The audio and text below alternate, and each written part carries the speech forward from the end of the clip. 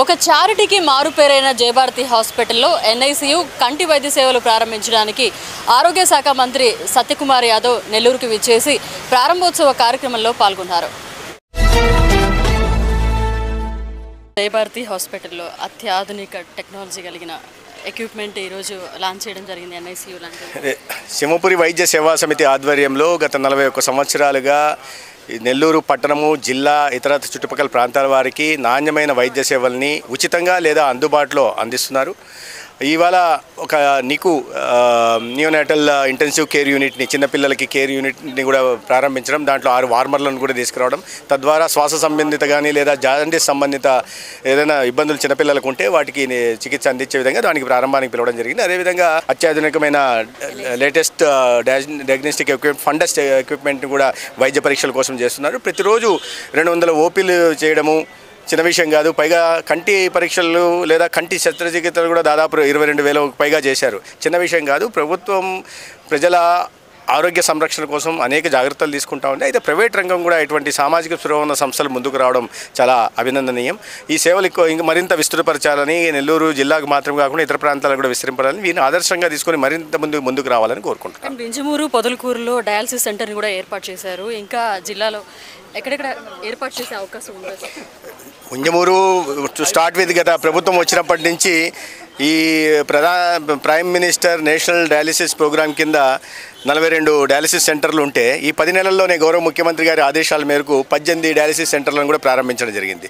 దాంట్లో భాగంగా ఉమ్మడి నెల్లూరు జిల్లాలో ఈ గౌరవ శాసనసభ్యులు సర్వేపల్లి శాసనసభ్యులు చంద్రమోహన్ రెడ్డి గారి కోరిక మేరకు పొదలకూరికి ఒక డయాలసిస్ సెంటర్ని, అదేవిధంగా వింజమూరు ప్రాంతంలో కూడా ఫ్లోరైడ్ సమస్య చాలా తీవ్రంగా ఉంది కాబట్టి చాలామంది పేషెంట్లు డయాలసిస్ ఇబ్బందులు పడుతున్నారు నెల్లూరు లేదా ఆత్మకూరు లాంటి ప్రాంతాలకు వెళ్ళడం కోసం. అందుకని అక్కడ కూడా ఒక 5 పడకల డయాలసిస్ సెంటర్ని ప్రారంభించడం జరిగింది.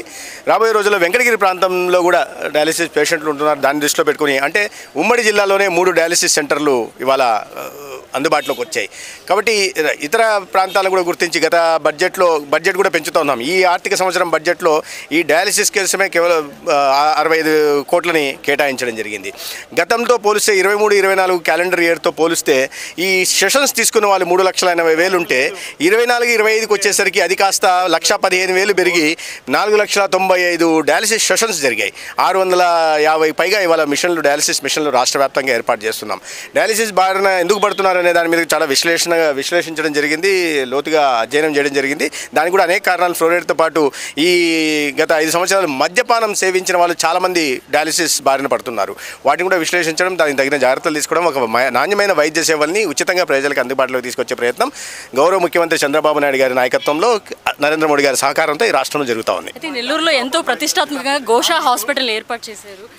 అది 90% వరకు అయింది. అది ఎప్పుడు ప్రారంభోత్సవం? తొందరలోనే. ఎందుకంటే నిధుల కొరత కారణంగా చాలా దాని మీద పురోగతి లేకుండా ఉంది గత ప్రభుత్వం. దాని మీద సమీక్ష నిర్వహించాం. తొందరలోనే, ఎందుకంటే చాలా కొరతలు ఉన్నాయి రాష్ట్ర వ్యాప్తంగా కూడా.